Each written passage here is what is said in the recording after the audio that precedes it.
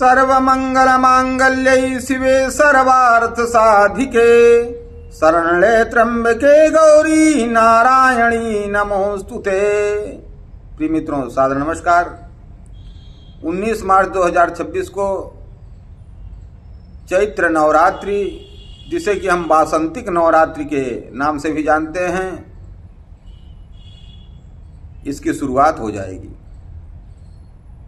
तो इस बार जो नवरात्रि है वह 19 मार्च को वृषभ लग्न में या फिर अभिजीत मुहूर्त में, जो कि 12:05 से शुरू होगा। 45 मिनट के लिए यह अभिजीत मुहूर्त रहता है, दोपहर में 12:05 से 12:50 के बीच में। या तो इस समय कलश स्थापन करें या फिर वृषभ लग्न में, जो कि 10 बजे से शुरू होगा। तो चाहे आप 10 बजे कर लीजिए, अगर आप लेट करते हैं तो फिर 12:05 के बाद करिए। तो इस समय आप कलश स्थापन करिए। कलश स्थापना 19 तारीख को यद्यपि अमावस्या है, अमावस्या युक्त प्रतिपदा को नहीं करनी चाहिए कलश स्थापना, लेकिन चूंकि इस बार अगले दिन मुहूर्त मात्र भी, अर्थात सूर्योदय के समय बिल्कुल भी प्रतिपदा तिथि नहीं है, इसलिए 19 मार्च को ही बिना किसी विवाद के निर्विवाद जो है वह कलश स्थापना की जाएगी। नवरात्रि की शुरुआत इसी दिन से हो जाएगी। कहा गया है इसके बारे में कि अमायुक्ता न कर्तव्या प्रतिपद चंडिकार्चने मुहूर्त मात्रा कर्तव्या द्वितीयायाम गुणान्विता। तो इसलिए जो है 19 मार्च को ही नवरात्रि जो है प्रारंभ हो रही है और इसी दिन कलश स्थापना करनी चाहिए। कलश स्थापना कैसे करें? तो सर्वप्रथम तो जो नियम है, स्नान ध्यान करके, शुद्ध वस्त्र पहन करके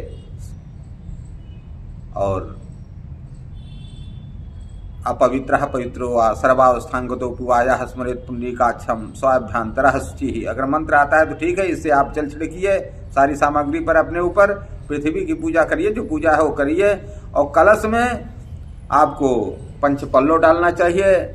उसे पंचपल्लो का मतलब ये 5 हैं। कौन कौन से? बरगद, गूलर, पीपल, आम और पाकड़, ये पंचपल्लो होते हैं। अगर आपको ठीक है पंचपल्लो ये 5 चीजें नहीं मिल रही तो आप कोई भी चीज ले सकते हैं। आम की एक टहनी ले लीजिए या फिर बरगद की ले लीजिए, गूलर की ले लीजिए। सब मिल जाए तो अच्छी बात है, सबके थोड़े थोड़े पत्ते रखें। और अगर सब नहीं मिल रहे हैं तो कोई भी आम का भी, ज़्यादातर जो प्रचार में है, जो प्रचलन में है, वो आम का पत्ता ही, चूँकि सर्वसुलभ है और अच्छा भी है, तो आम के पत्ते ही रख लिए जाते हैं, तो उसमें कोई दिक्कत नहीं है। और जमीन पर थोड़ी सी शुद्ध मिट्टी ले करके कम से कम 1 बीता जो है ऊपर की जमीन हटा करके, क्योंकि पृथ्वी के जो 4 अंगुल जमीन है ऊपर की, उस पर क्या होता है, उसे ब्रह्महत्या लगी हुई है। इसलिए 4 अंगुल मिट्टी हटा करके उसके बाद किसी शुद्ध स्थान से, पीपल के पेड़ के नीचे से या कहीं से भी शुद्ध स्थान से आप मिट्टी ले करके उसे बारीक बना करके और उस पर सप्तधान्य जो है बिखेरें। सप्तधान्य कौन कौन से हैं यह भी जानना जरूरी है।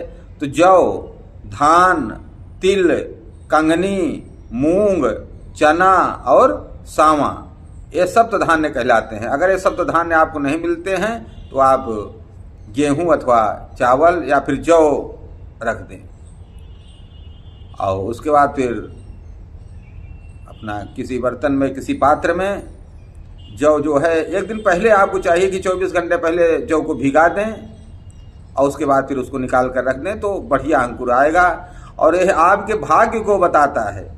यह आपके 6 महीना तक के लिए, जब तक नई नवरात्रि, शारदीय नवरात्रि नहीं आती है, तब तक के भविष्य को बता देगा कि कैसा रहेगा आपका समय। यदि जौ अच्छी जमी हुई है तो भाग्य अच्छा, अगर जौ नहीं जमी हुई है तो थोड़ा सा आपको सावधान हो जाना चाहिए, अपने कर्मों को फिर सुधार लेना चाहिए। अब रही बात कलश पर नारियल रखने की बात, तो नारियल कैसे रखा जाए, कैसे रखा जाता है, क्या फल है उसका। तो नारियल की शिखा जो है, जो नारियल में जो आँख होती है, अगर नीचे की तरफ है तो गलत है, वो अशुभ फल प्रदान करेगी। तो नारियल में जो 3 आँख बनी हुई हैं वह कहाँ होनी चाहिए, ये भी जानना जरूरी है। और अगर नारियल की शिखा ऊपर है, कुछ लोग ऊपर की तरफ रखते हैं ज़्यादातर, जैसे आपको हम दिखाते हैं, ये नारियल है, ये चुनरी उड़ा रहे हैं तो ये ऊपर की तरफ रखते हैं। तो अगर ऊपर की तरफ रखा जाता है तो यह क्या है, ये कौन लोग रख सकते हैं, जो निष्काम भाव से पूजा कर रहे हैं वो रख सकते हैं। लेकिन अगर आपकी कोई कामना है तब आपको ऊपर करके नहीं रखना चाहिए। नारियल विपरीत दिशा में हो, अर्थात शिखा विपरीत आपके पीछे की आपकी तरफ अगर नहीं है तो वह फल देने वाली नहीं होगी।